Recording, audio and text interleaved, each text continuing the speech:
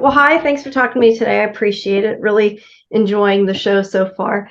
So, what was it about the character that made you want to do this part? Yeah. Well, I would say when I first got the scenes, and I feel like when the audience first meets Alice, you see this teenager who's like really going through it and acting out as a result. She's like making her parents' lives really difficult. She's rejecting her life on the farm. She's rejecting Dell's attempt to kind of like start having a relationship with her. She doesn't want to be there, and all she wants is to just like have everything go back to normal and be done with all of this. And then, once she realizes that she can time travel and she sees her family back in 1999, she's completely transformed by how warm and loving and welcoming her family is. And I think we see what is like the real side of Alice and like who she is at her core. She's like really sweet, she's funny, she's creative, she's really open, she cares about her family. And so when I saw that there was that really vulnerable side to her, I was like, wow, this is such an interesting character. It's such an interesting story. And I think that we see as the story goes on, it's not that simple that you have one visit to the past and then you change who you are completely, and that you just forget everything that you're going through in real time and decide to like, be nicer to your mom. So I think that it's been really right from the get-go. As soon as I understood what the concept was around Alice and her journey, I was excited to dive into the role. So yeah. You talk about her different sides. What part of her did you have the hardest time connecting with? Like of her personality, of her character? What was kind of hard for you to? I think the hardest part about playing Alice is just like organizing the time travel stuff. What do you know in the present because it's been told to you? What do you know in the present because you found it out in the past? What do you know in the past because you're from the present? All keeping all those things straight and then trying to figure out how they would affect you in whatever timeline you're in.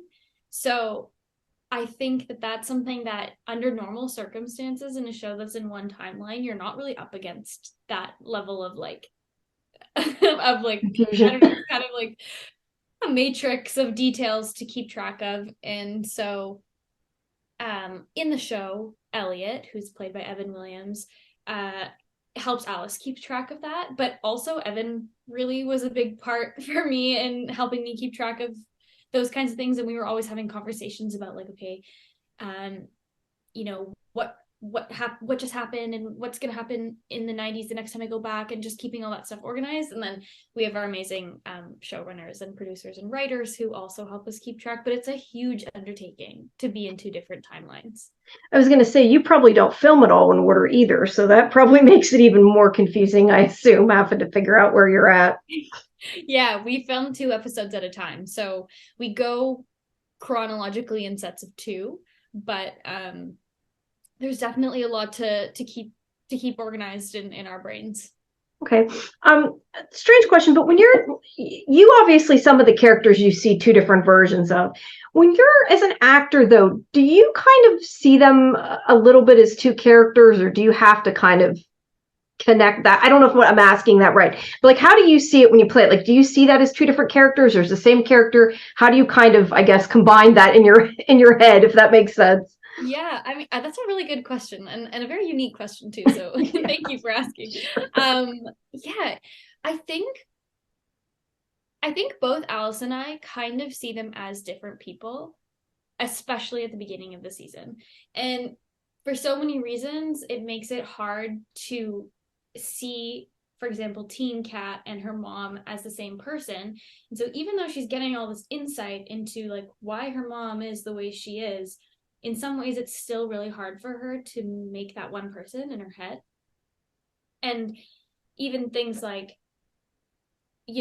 she's seeing how disappointed teen Elliot is that he's not he's not getting the girl back in 1999. I don't think Alice is really putting those pieces together in the present day, that those feelings could still be there for Elliot. And so, and I think she also sometimes even forgets how much of an impact she's had on Elliot since he was 15. She brought him into the inner circle of this time travel matrix from the beginning, and it's changed the course of his whole life. And so I think in a lot of ways, both Alice and I see them as two different people.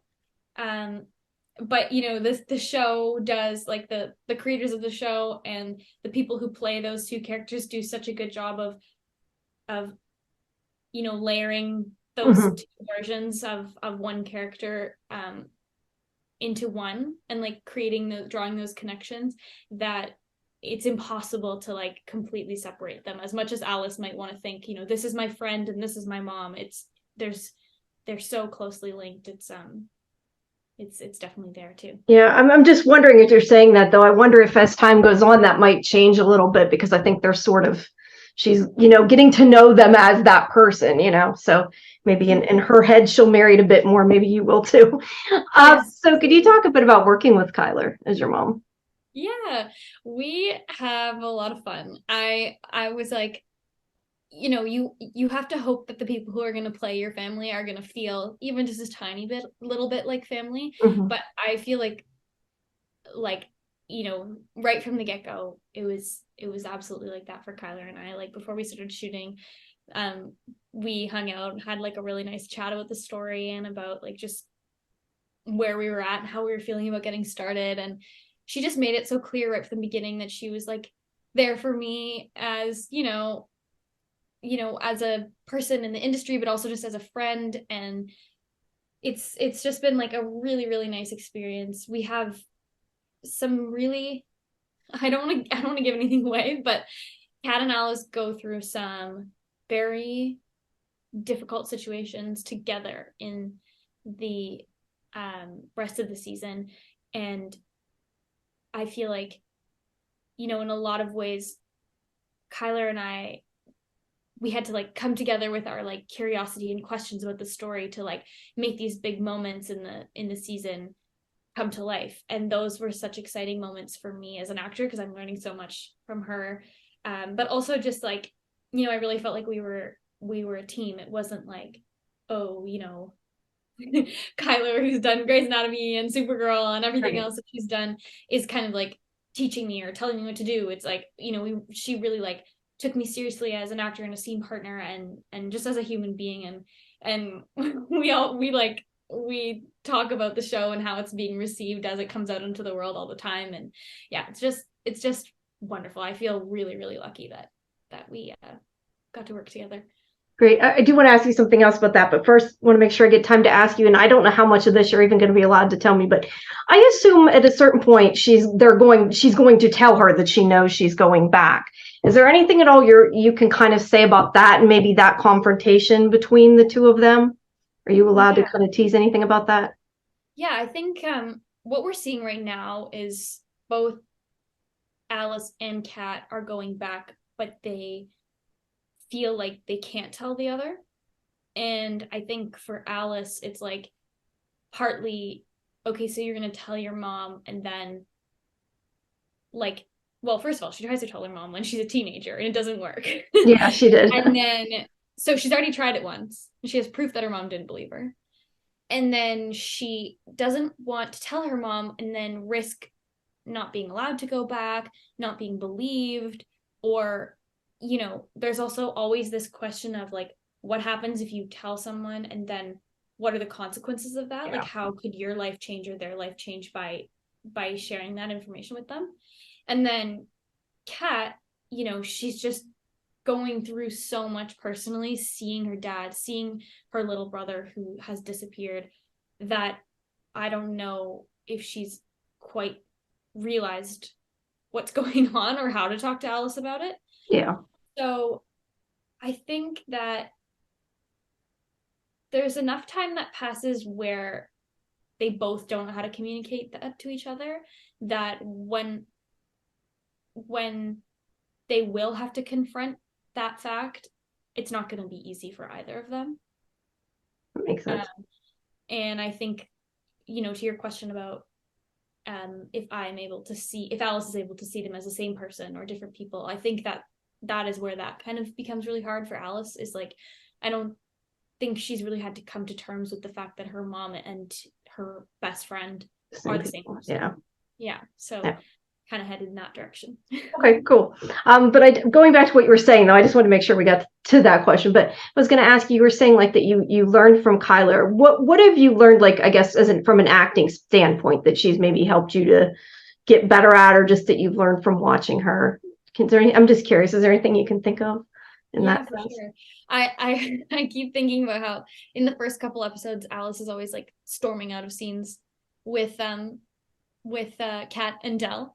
And that how, like, when I would leave the scene, I would like quickly go back to the monitor and like watch the rest of the scene, because I wanted to see what Andy and Kyler were doing, and like what they were doing acting wise. And it was always just such a master class for me. But in terms of working with Kyler specifically, I feel like she's a really, really generous scene partner. She always, like, I think in a very momish kind of way, always wanted to make sure that like I was happy with the work that we had done, and if I needed another take, she was always like, just ask, it's okay, like, blah blah blah, which I think is really sweet. So I think like I will always take with me, like, remember how supportive she was of me in those moments, and how I can bring that vibe to another job, to another set, to another scene, to another scene partner,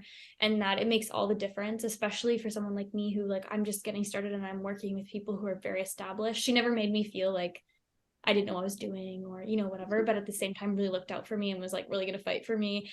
And so I just think that you can be a huge deal, and you can also be so generous and so kind, and they're not mutually exclusive. And I think that that's a really beautiful thing that I've taken away from working with both Andy and Kyler. You made me wonder though, do you watch yourself back on the monitors and that? I know some people like to, some people don't. Is that something you do, or can you not do that? On set, no, I could never. I think it would just make me so distracted. I am just because, like, I know it really works for some people, and they get notes and then they like they want to apply them right away to the scenes. But I think I would get like really, it's like then you have your like bird's eye view of yourself while you're acting, because you've already seen the shot.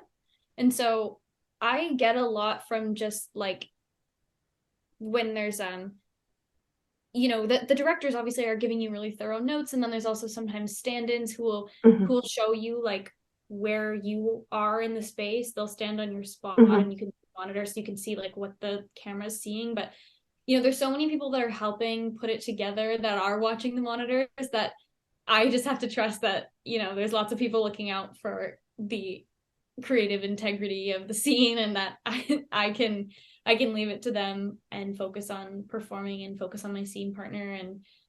And it's already hard enough to watch yourself back in the edited, polished version of the episode. That makes sense. So is there anything else that you can tell me about what's coming up that you're allowed to kind of talk about? Yeah. Let me think. I want to say something that's interesting, but not a spoiler. What I will say is that Alice is more is present in her family's life throughout the time in their life where they had this big falling out that leads to Kat and Del not really speaking anymore.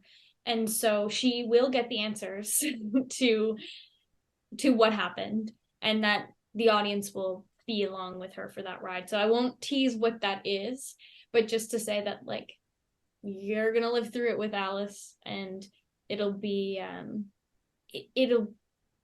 I feel like Kat jumping in the pond after Alice is just the first mind-blowing, like, where is this going experience like of many. And so I think that that's what people have to look forward to in terms of like the time travel twists going forward. Great. I still kind of wonder, sometimes I wonder if her grandmother knows something, but isn't saying anything. But I guess that we'll have to wait for. Well, I know it's been over 10 minutes. Let me ask you one more thing, and I'll let you go. If you could go back to a time in your past or your family's past or something, is there like a time that you'd like to go back and see? Um, I also, just like Alice, I never met either of my grandfathers. And so I think any time where I could go back to meet either of them would be really special to me, because that would kind of like round out how I see the older generations in my family. I knew both my grandmothers, and one of them is still alive and very much a big part of my life. But to know like who those important people are in their life would be really, really special to me. And I think like in terms of one of my favorite parts of doing this show and being Alice is like kind of living through what that would be like and how meaningful that would be, of like, you you think you're drowning, you come out of a pond, and then all of a sudden you get to meet your grandfather who you've never met before. That was a really personal, beautiful concept for me. Right. So that's something that I would say would be really beautiful. All right, great. Yeah, I could see that. All right. Well, thank you for your time. I appreciate it. I'm looking forward to seeing more once it comes on. So thanks a lot. Have a good afternoon. You too. Okay, bye-bye. Bye.